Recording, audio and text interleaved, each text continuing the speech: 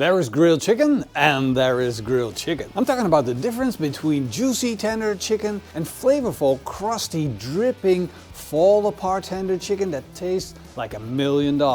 Big thanks to kamadojoe for sponsoring this episode. Recently I showed you how to make chicken like a pro. I'm talking about juicy tender meat, perfect cooked skin with a beautiful barbecue char and glow on it. But secretly I've been holding back on one of my favorite chicken recipes. But I will make amends, because today I'm going to share my favorite recipe with you. Of course I'm going to start with some beautiful chicken. These are small local farm grown chicken and I'm about to prepare them. Now, as you know by now, I like to spatchcock my chicken, because a whole chicken is going to be either overcooked on some parts and undercooked on other parts. So to prevent that, I'm actually going to take a poultry knife and cut out the back of the chicken. Don't worry, that's not going to waste. That is perfect for chicken stock. So I'm just going to go underneath with my scissors and remove that. Same on the other side. And now I have a perfectly flat chicken. Fold the wings back, flip it around, make an incision in the skin, stick the leg through, and that chicken is now ready to be seasoned. Of course, I'm going to do the same thing to the other chicken. Cut through that Y-bone. Flip it. Wings are already back. Make the incision, stick the legs through. For the seasoning of this chicken, I'll be using the PITMASTERX Tweety barbecue seasoning. Now this seasoning works on anything, it's all purpose, but it's specifically great for this recipe because it has chili flakes in it. If you are unable to buy the seasoning, the recipe for the Tweety seasoning is on our website, so you can make this at home. Don't worry about it. What I'm going to do is just season the chicken, and I'm going to heavenly season it. I want a nice thick layer of seasoning on top. I'm going to make sure I get it everywhere. I'm going to go in between the legs, on the sides, on the wings, flip it around, and of course I'm going to do the inside just as well. I'm going to give the chicken about 10 minutes on the board and set it aside. While in the meantime I'm going to fire up the kamadojoe Big Joe. The way that I'm going to set this up is by putting a little bit of briquettes at the bottom of the barbecue. That layer is about fist high, and on top of that I'm going to put some embers from the fire. Now of course, if you don't have a fire, you can use a fire starter just as well, but I really enjoy this method because it instantly heats up my barbecue and at the same time gives me a little bit of smoke flavor, just like you would get with the South Carolina style of cooking chicken. It's about 3 scoops of glowing embers, but the chicken is going to go in with the meat side pointing down towards the coals. Got a little bit of seasoning left on the board. Gonna sprinkle that on. Now I'm gonna close the lid and I'm going to dial in the temperature of the barbecue to smoke at a temperature of around 120 degrees Celsius, which is about 240 degrees Fahrenheit. I'm going to do that by closing the bottom vent to 1 finger open and leaving the top vent almost all the way open. Because with this method, airflow is key. I have less charcoal in my barbecue, so I'm going to leave the top vent more open than I normally would. And that's going to make sure the temperature rises up a little faster, we get rid of a dirty smoke faster, so the chicken is going to taste better in the end. This method of cooking actually requires something like a barbecue sauce, but not the same.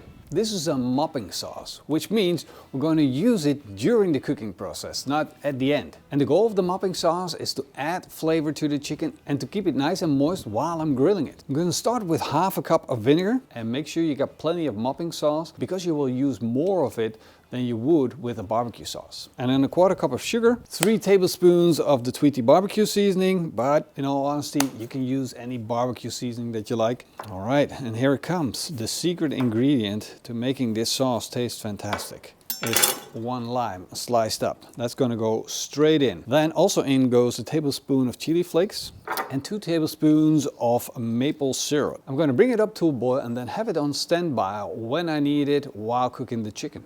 The most important part of cooking with this method is taking it super slow and the distance between the charcoal and the grill grate. As you can see, I've got my chicken taking it nice and slow. It's now been on for about 30 minutes. It's not even close to being done. This is a real low and slow method. Now, of course, we're going to check the bottom because that's where it all happens, and that's also what is going to tell us what's going on. You see, I can see that this part is going a little faster than the other part, so I'm going to have to rotate it. And that is something you will have to do with this method, because if you're not looking at what's going on, there might be a hot spot in your barbecue and that will burn the chicken. So rotating it every now and then is going to be the trick for you. I don't want to pretend I'm the barbecue whisperer, but this is like, can you hear that? That is the sound that I'm looking for. It's an important sound. That sounds to me like a happy piece of meat just sizzling away, getting up to temperature slowly while building up a delicious crust. Then anything more exciting than that is what I want to stay away from. Now about 40 minutes into the cook and it's time for a flip. Look at the back of those chickens. That crust looks so good. Time to get in with my mopping sauce. Start basting the inside of the chicken. I really want all the juices to go into the nooks and crannies and start building up little puddles. And feel free to mop it as much as you want. Just make sure that your mopping sauce is hot so it doesn't cool down the chicken in the cooking process. 1.5 hours has gone by and I want to check on my chicken. I've been basting it and babysitting it and brushing it and making it absolutely perfect. And I think now the time comes that we're going to take this off. The core temperature on the chicken overall is 75 degrees Celsius. And that should be more than enough to fully cook the chicken. And let's take these beauties off and take a closer look at them. Oh, they're so soft.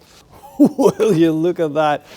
Wow, that looks so good. This chicken is starting to fall apart. But I'm just gonna take the opportunity to show you guys what that looks like. Wow, look at how juicy that looks. You see how the legs are starting to fall off? There's just no resistance. And it's not because of the core temperature, it's because of the long cooking time. You can just take parts off. They fall off. Little wing right there.